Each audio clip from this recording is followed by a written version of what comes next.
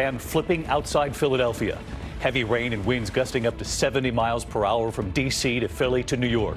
Tonight, the airlines now issuing waivers for the next 24 hours. Rob Marciano with the new track and the timing tonight. Also developing as we come on the air, the meeting with President Trump at the White House a short time ago. Democrats walking out, calling it a Trump meltdown. The president doubling down all day on his decision in Syria. The impeachment showdown, and tonight all eyes on the U.S. ambassador to the EU, expected to testify tomorrow.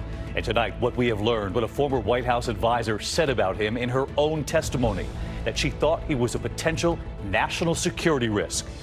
The outrage tonight, the librarian who went to a training exercise when the officer working with her accidentally shoots and kills her. He said he did not know it was real ammunition.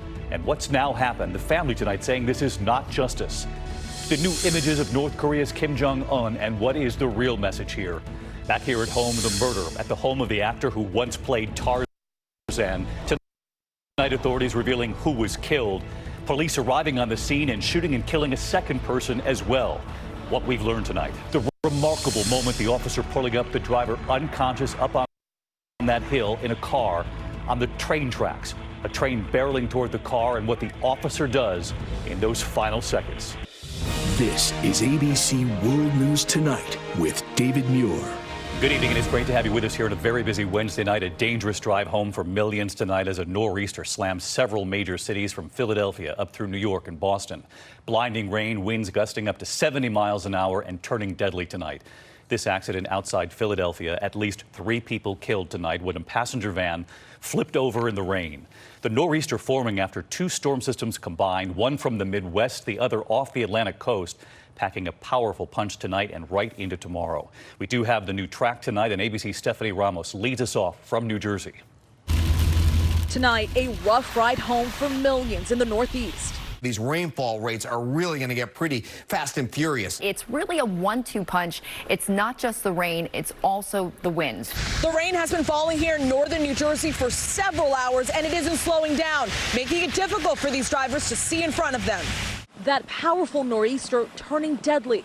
Troopers on the scene of this crash, a passenger van flipping over on rainy US 1 outside Philadelphia. Got one possible DUA ejected, multiple people still inside the van. 11 passengers on board, at least 3 people killed. The van crashing on wet roads amid low visibility. And this storm is just getting started here in northern New Jersey. We could get up to 4 inches of rain. Flooding is a real possibility, and gusty winds that could bring down trees and knock out power. David. Stephanie Ramos leading us off tonight. Stephanie, thank you. As we mentioned, it's not only the rain, but as Stephanie said there, the winds reaching up to 70 miles an hour tonight.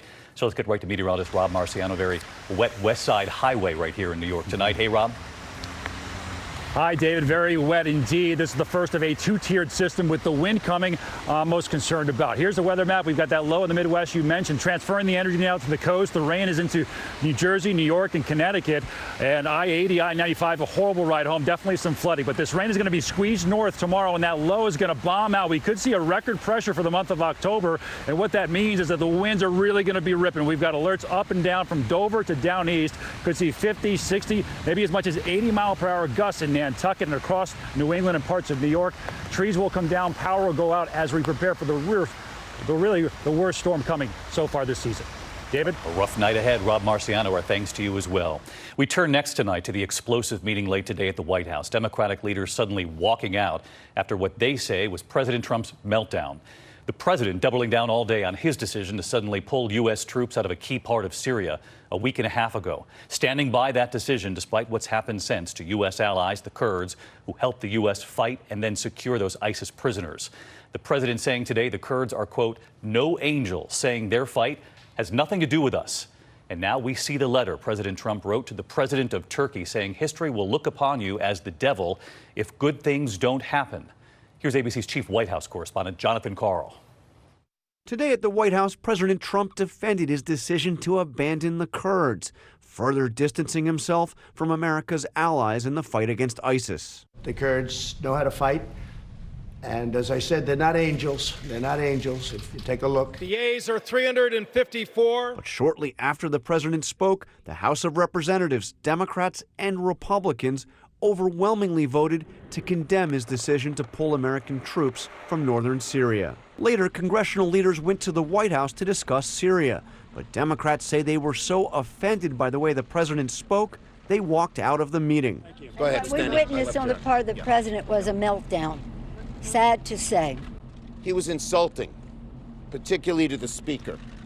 She kept her cool completely, but he called her a third-rate politician, a nasty diatribe, not focused on the facts, particularly the fact of how to curtail ISIS, a terrorist organization that aims to hurt the United States in our homeland. On Syria, Democrats and Republicans in Congress are largely united in opposition to the president. He will have American blood on his hands if he abandons Kurds, because ISIS will come back. Lindsey Graham just said of your remarks that you made in the Oval Office that if you keep talking like that, quote, this will be a disaster worse than Obama's decision to leave Iraq. No, Lindsey Graham would like to stay in the Middle East for the next 1,000 years with thousands of soldiers and fighting other people's wars. Tonight, Fox News obtained a short letter the president sent Turkish President Erdogan on the same day Turkey launched its offensive against the Kurds. Let's work out a good deal, he wrote. You don't want to be responsible for slaughtering thousands of people, and I don't want to be responsible for destroying the Turkish economy, and I will. History will look upon you forever as the devil if good things don't happen. Don't be a tough guy. Don't be a fool. So let's get right to John Karl. He's live at the White House tonight. And John, you're learning that President Trump actually gave Speaker Pelosi a copy of that letter at that meeting late today? David, the president handed out several copies of the letter. According to a Republican member of Congress that was there, the speaker took her copy and put it face down on the table before reading it. The White House gives a much different version of what happened. They say that the president, quote, was measured, factual, and decisive, and that the speaker's decision to walk out was baffling. They also point out that other Democrats at the meeting stayed behind. John Karl tonight. Thanks, John. And all of this comes as the impeachment showdown intensifies tonight. All eyes tomorrow on the U.S. ambassador to the EU, expected to testify. Gordon Sondland was negotiating with Ukraine along with the president's personal attorney, Rudy Giuliani. Even though Ukraine is not part of the EU, obviously, it was Sondland who wrote in a text to a senior American diplomat insisting there was no quid pro quo. We now know Sondland had talked with the president before he texted that response. I want to get right to Mary Bruce. She's live on the Hill tonight. And Mary, the president's top advisor on Russia, also already testifying. And you've learned tonight what she said about Ambassador Sondland, who is expected to testify tomorrow. Well, David, we've learned that the president's former top Russia advisor, Fiona Hill, believed that Ambassador Sondland was a potential national security risk because of his inexperience. Sondland is a former Trump mega donor with no diplomatic experience. Now, Hill said that he would frequently use his personal cell phone for diplomatic affairs, potentially leaving him vulnerable, and reportedly took it upon himself to invite foreign officials to the White House. David, Hill was so concerned that she reportedly raised this issue with White House intelligence officials. David. Mary Bruce with us, battling a windy night up there on the Hill, and we thank you, Mary.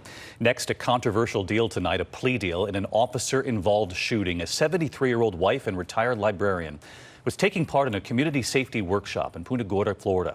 The officer she was working with shot and killed her. He says he did not know his gun had real bullets, and tonight her family shocked to learn that the officer will serve no jail time. Here's ABC's Steve Osunsami. Florida prosecutors have agreed tonight that the former Punta Gorda police officer seen here in street clothes during a community demonstration will serve no jail time for the accidental shooting death of this woman, 73-year-old Mary Knowlton. Her family says it feels like authorities let them down. I don't know. It doesn't seem like we got justice. In 2016, the retired librarian was randomly selected from the crowd for this use of force exercise in the parking lot of the police station, where former police officer Lee Cole was pretending to be the criminal and she the police officer.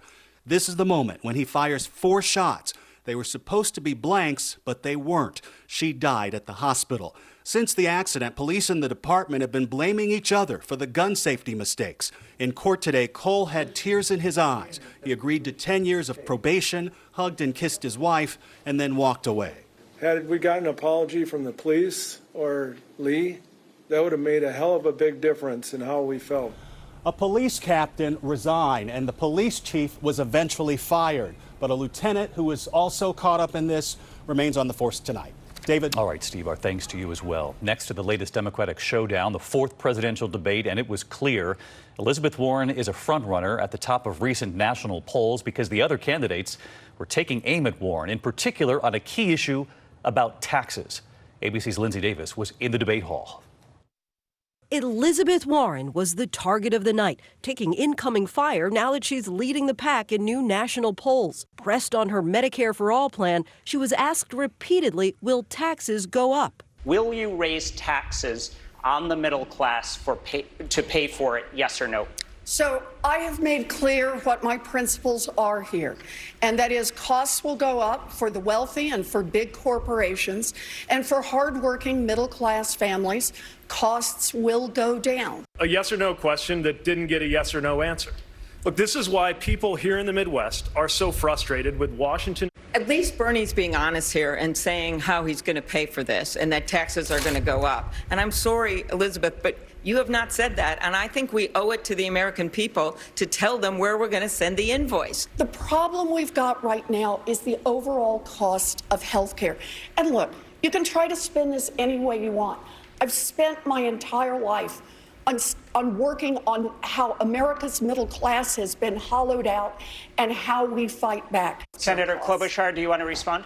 Yes, I do. And I appreciate Elizabeth's work. But again, the difference between a plan and a pipe dream is something that you can actually get done. Vice President Biden asked about his son Hunter's business dealings in Ukraine.